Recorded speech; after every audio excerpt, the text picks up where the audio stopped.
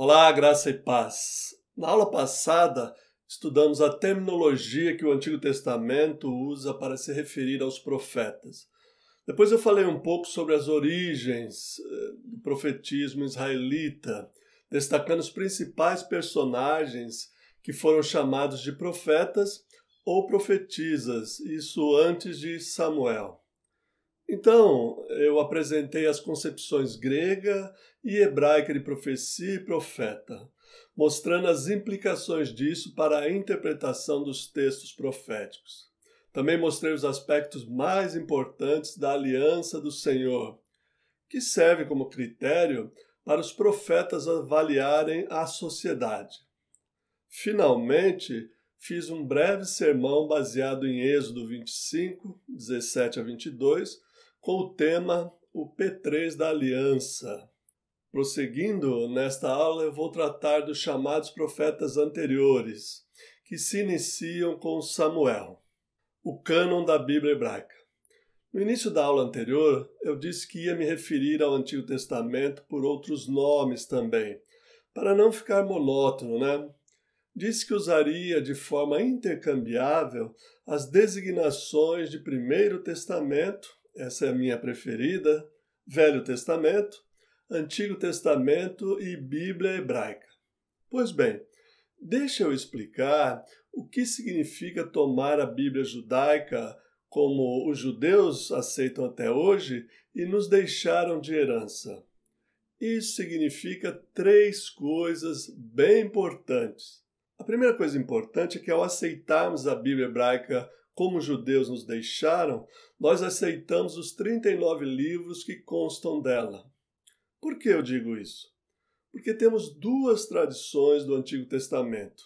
Uma tradição hebraica, que estamos adotando, e uma tradição grega, que é a Septuaginta, que você vai encontrar com o símbolo de LXX.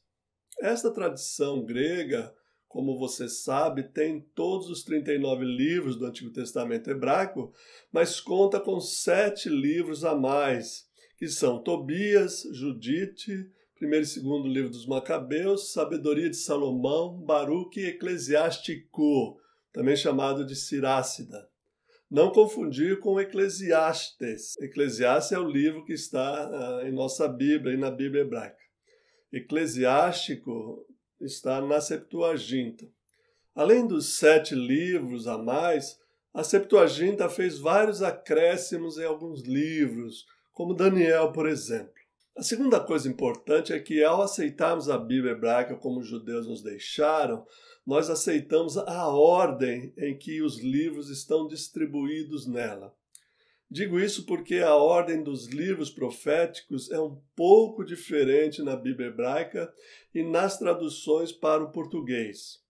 Os 2 livros que mudam de lugar em nossas Bíblias em relação ao Antigo Testamento hebraico são as Lamentações de Jeremias, que nós colocamos logo após o livro do profeta Jeremias, e Daniel, que figura entre os profetas maiores, logo após Ezequiel.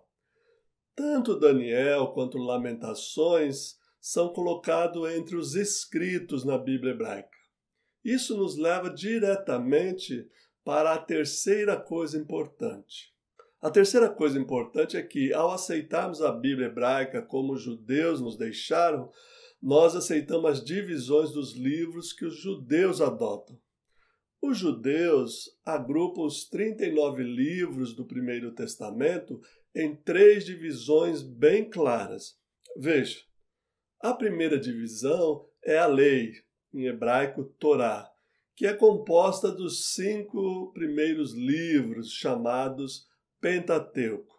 São eles Gênesis, Êxodo, Levítico, Número e Deuteronômio.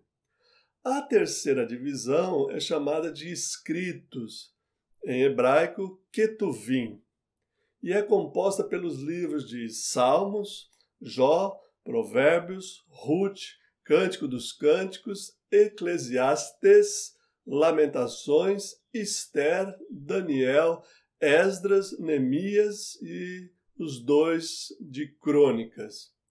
Eu deixei para falar da segunda divisão do cânon hebraico por último, porque é a parte que nos interessa de maneira especial para compreendermos o profetismo do Velho Testamento.